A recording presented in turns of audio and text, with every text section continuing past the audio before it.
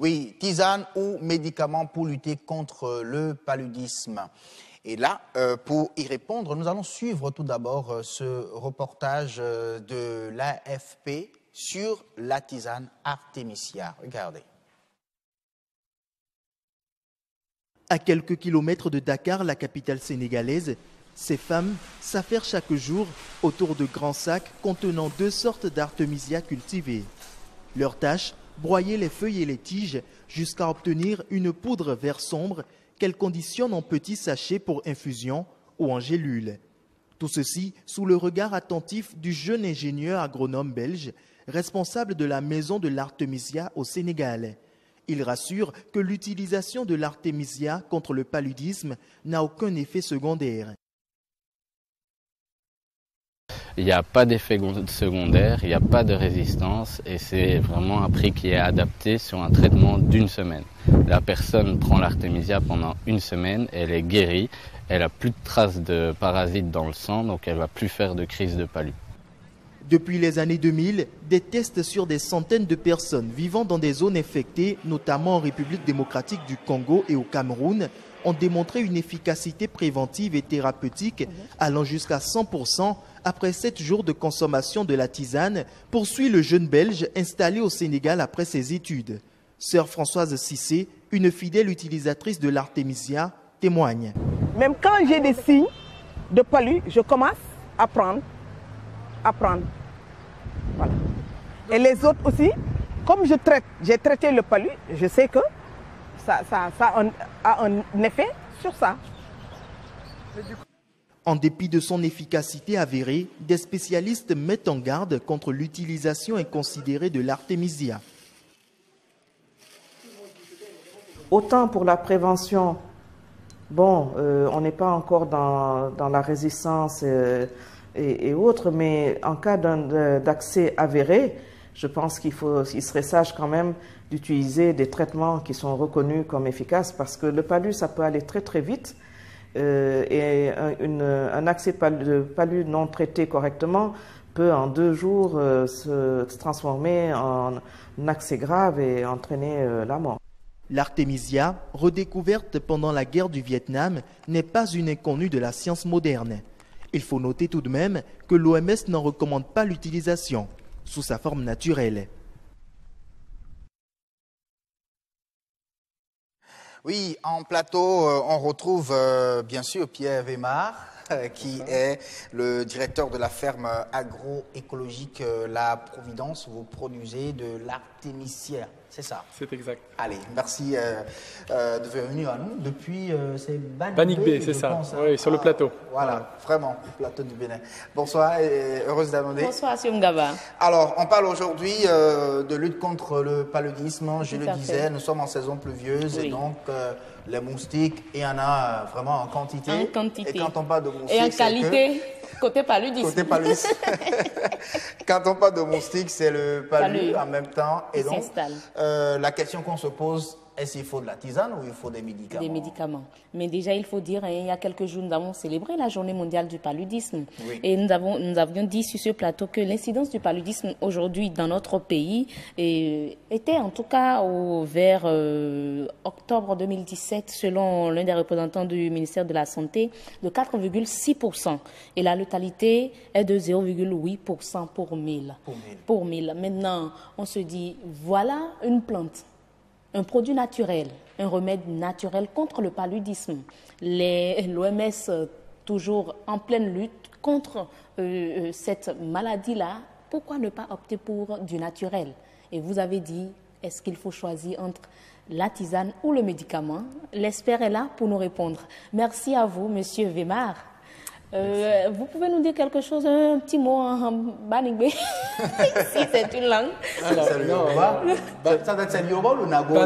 Banigbe, là-bas, on est en Gon. En Gon. On est un peu cousin avec le fond, on se comprend bien. Hein. Bon, moi, je ne parle pas encore vraiment. Je maîtrise les petits mots avec les personnes qui travaillent avec nous. Ok, vous êtes installé au Bénin depuis combien de temps déjà? Ça fait bientôt 2 ans.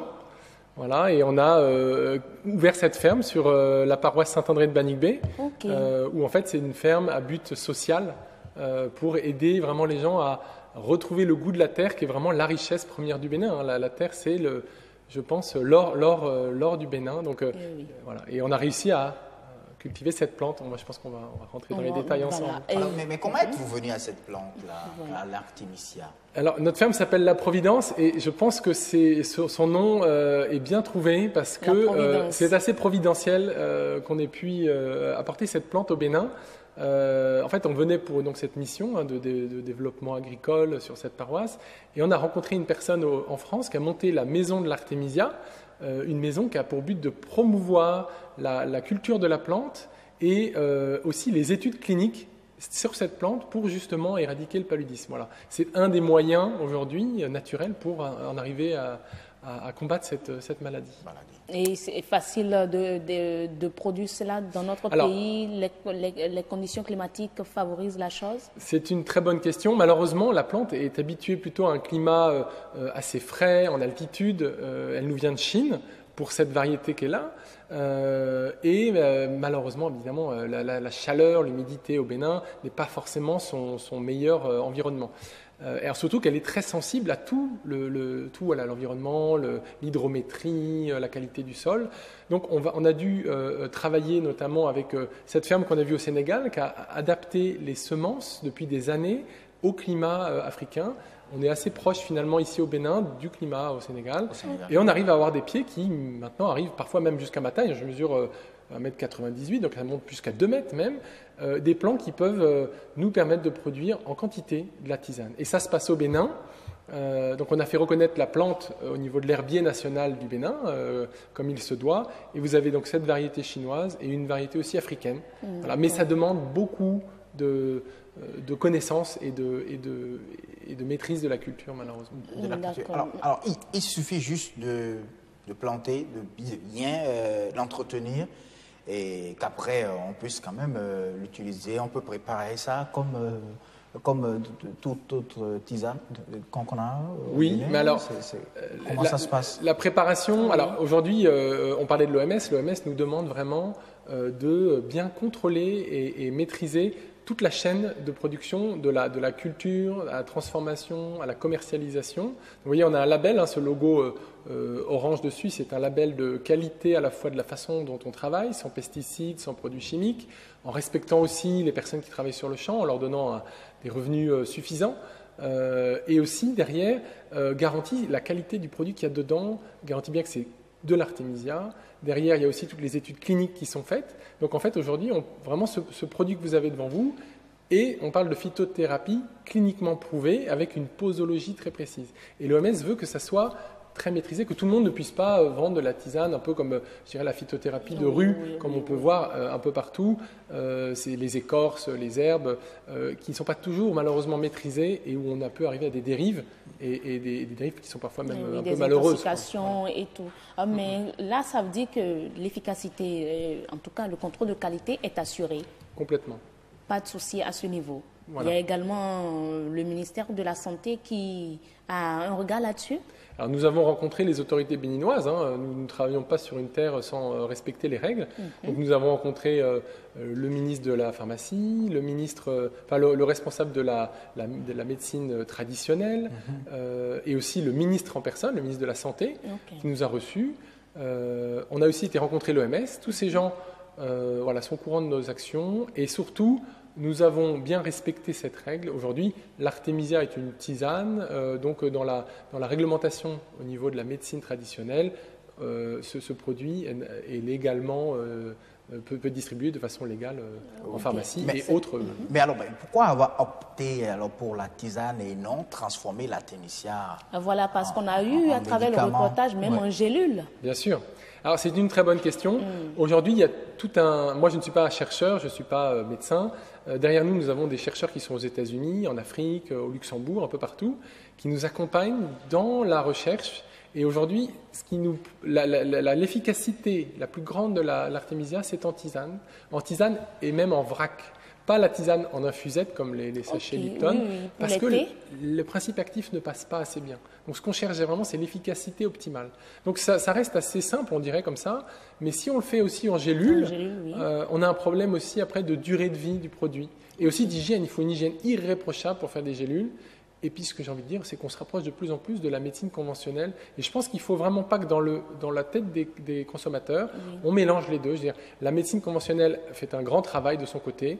La médecine traditionnelle a aussi beaucoup sa place aujourd'hui. On voit bien que 80% des gens se soignent avec les plantes. Bien sûr qu'au Bénin, on le voit, on le sait bien. Mais voilà. Et donc, nous, on est vraiment du côté de la médecine traditionnelle. Et on veut pas empiéter sur leur domaine. Le territoire des autres. Voilà. Et l'efficacité n'est que de 6 mois en gélule, alors que en tisane, c'est plus de 3 ans. On sait qu'au-delà de 3 ans, c'est un Donc, lorsqu'on achète déjà le produit comme ça, tel que c'est là, c'est pour au moins 3 ans. Voilà. Mais malheureusement, ça va être consommé avant, parce qu'on a malheureusement les crises qui sont là. Voilà. D'accord. Oui. Mais là, est-ce que c'est conseillé pour tout le monde? Est-ce que les enfants, parce que le paludisme, on sait qui sont les personnes exposées, les femmes enceintes et les enfants. C'est ça qui est terrible. Les plus fragiles, finalement, aujourd'hui, ne sont pas toujours les plus couverts parce que certains produits ne peuvent pas être consommés par ces populations-là. L'artémisia n'a aucun effet secondaire, donc déjà quelque chose de très grand, et aucune toxicité. Aujourd'hui, elle peut être prescrite pour des enfants, même de moins des nouveau-nés. En dessous de 15 kilos, les enfants ont juste à prendre une dose réduite à moitié. Et après... même les femmes enceintes, il a été prouvé qu'aujourd'hui, il n'y avait aucun effet secondaire. Mais les études continuent, notamment des études qui vont être vraiment poussées encore plus. Mais le reportage a mentionné quand même un certain nombre de choses. On a eu votre confrère Pierre Van Damme. On se demande même si l'Artemisia travaille avec les pierres, parce qu'on a un Pierre Weimar sur le plateau. Et au Sénégal, c'est Pierre Van Damme. Mais ils ont parlé également de cette réticence-là. On a eu la représentante à Dakar de l'Institut Pasteur qui a dit qu'elle ne conseille pas cela. C'est mieux de consommer les produits homologués, reconnus déjà par l'OMS. Et dans le même temps, notre confrère Rodrigue Babak-Begupto a dit que l'OMS refuse l'utilisation de Artemisia en tant que tisane, bien que l'OMS reconnaît son efficacité. Voilà, c'est vrai qu'il y a une confusion qui est un petit peu dérangeante. Aujourd'hui, j'ai un point, une nouveauté depuis que le reportage est sorti. L'OMS Afrique, donc, qui est à Brazzaville, a signé un accord de partenariat avec la Maison de l'Artémisia, donc cette maison avec laquelle on travaille tous, donc Pierre Van Damme notamment, nous-mêmes, au Congo aussi. Voilà. Et ils vont faire des études ensemble, conjointes, pour pouvoir, sur des sites pilotes, ça sera d'abord au Congo, puis peut-être dans d'autres pays d'Afrique, pour ne pas pouvoir contredire les études effectuées. Parce qu'aujourd'hui, nos études sont parfois, en effet, remises en cause, alors que l'efficacité est là. On le voit même nous sur le terrain. On voit des populations entières qui n'ont plus le palu. Donc, ça marche vraiment. Donc là, l'OMS veut vraiment avancer. Et ça, c'est une grande nouvelle qui va pouvoir permettre de redonner vraiment à l'Artemisia voilà, ça va. Donc, ce n'est pas une question de business. Mais en attendant, pendant que je vais vous poser la question, essayez d'ouvrir le produit pour qu'on voit réellement ce qu'il y a à l'intérieur de l'emballage. Et je veux quand même savoir, est-ce qu'aujourd'hui, on peut consommer le produit en disant que c'est un made in Benin? Qu'est-ce que le Bénin gagne dans la production, la transformation et la consommation du produit? Aujourd'hui, la chance qu'on a, c'est que c'est un produit qui est fabriqué entièrement au Bénin. La culture, donc on fait travailler, nous, sur notre ferme, des Béninois. Envoyez ça vers Ration pour qu'il montre un peu le produit aux populations. Mais je pense que ça se voyait avec la caméra de... voilà, oui. Donc, ce sont des Béninois avant tout qui travaillent et qui gagnent de l'argent. D'ailleurs, nous sommes bénévoles ici au Bénin. Donc, les seuls, je dirais, qui profitent aujourd'hui de cette activité sont des Béninois. On fait aussi l'emballage, par exemple, est aussi fabriqué au Bénin. On ne souhaitait pas dépendre. Au début, on pensait faire venir les emballages de France, parce qu'on vient là-bas. On s'est dit, mais non, aujourd'hui, l'intérêt, c'est que le produit est totalement béninois. C'est-à-dire de la production jusqu'à la distribution. Un seul sachet suffit pour guérir un adulte? Très bonne question. Un sachet, on va parler d'adultes, parce que les enfants, on peut en dessous d'un 15 kg. On va y aller rapidement, quelques secondes. On peut soigner une crise totalement de palu, on n'aura plus de plasmodium, on n'aura plus de gamétocytes. Et ça, c'est le nerf de la guerre. Si on n'a plus de gamétocytes, on n'aura plus de transmission du palu. Après ça, il faut continuer, une fois qu'on s'est nettoyé, à prendre en préventif. La prévention, c'est tout le temps. Tant qu'il y aura le palu au Bénin, tant qu'il y aura le palu en Afrique, il faudra que les gens prennent en prévention la tisane. Et avec ça, un Béninois peut tenir 2 mois de prévention. Un sachet, 2 mois de prévention. Ou une crise de palu vraiment avec un nettoyage à fond. D'accord. On aura le temps d'échanger encore plus sur le sujet dans un autre format beaucoup plus large. Hein, oui, sur un forum. Oui, pourquoi pas. Ce serait bien. Ce sera selon leur disponibilité aussi. Bien évidemment. Vous serez disponible pour les téléspectateurs de BB24. Nous sommes disponibles pour le Bénin et avant tout pour le Bénin et bien sûr pour votre antenne. Merci en tout cas. Merci beaucoup, Monsieur Wemar. Merci, heureuse d'annoncer. À très bientôt.